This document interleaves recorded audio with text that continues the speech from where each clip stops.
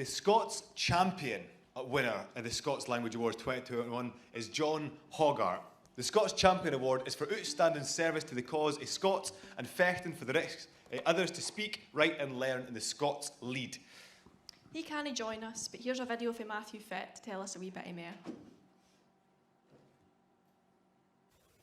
Hard on day! John Hodgart is this year's Scots champion, and we couldn't hear better in. John's aye been a force for good for the Scots language as a teacher, as an activist and as a maker. How many wains and teachers read John's seminal Scots play, Betty Dunlop, The Witch of Dalry, and saw Scots for the first time in a serious work of literature at a time when there was nothing like it in Scottish scales. And as a dominee in his native Ayrshire, John, doing a whadder of years, championed education in Scots for his Scots-speaking wains. For it was obvious and natural to him that a Scots-speaking teacher in a community of Scots-speaking pupils would teach the bairns about their own language and literature. John's been a pioneer of Scots as a teacher and as an activist too. Ein act of bravery for Scots stands out. A front cover splash in the Glasgow Herald, published on Burns Day 10 years ago, called on the Scottish Government for more provision for Scots in Scottish literature and scales.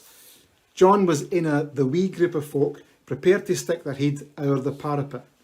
This pressure led ultimately to the creation of Scottish Studies and the Scots Language Award. No bad, eh, John? A rich, articulate speaker of Ayrshire Scots, a Burns expert, a stalwart of the Association of Scottish Literary Studies, a gentleman, a fechter for a better linguistic settlement for Scotland's young Scots speakers, John Hodgart bears the gree and is the 2021 Scots champion. I am honoured to introduce him to receive his well-deserved award. Go on yourself, John. I'm sorry I haven't actually made it to the awards ceremony. A couple of months back I did something awful stupid. Fell off a ladder. And though I'm on the mend, I'm no quite richt yet. Although there's a few folk out there would probably tell you he's never been quite richt. Anyway. And certainly when I started teaching English in Ayrshire half a century ago, plenty of my colleagues thought I was a richt daft laddie for encouraging the Scots language in the classroom. And even about 30 years ago, when I taught a class about learning Scots at Glasgow Uni, plenty of folk thought he wasn't wise. Now, things have come a long way since then, and there's a lot of good work been done, but even now, plenty of Scots-speaking wains aren't encouraged to use it in the classroom or to learn it along with English.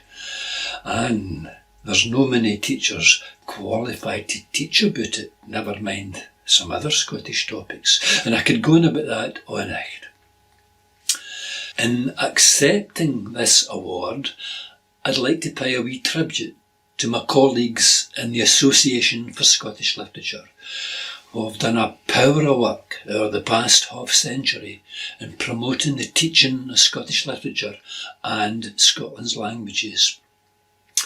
And for most of that time, the chair of our Education Committee has been my trusty fear, Ronnie Renton, a man that deserves a special award all to himself.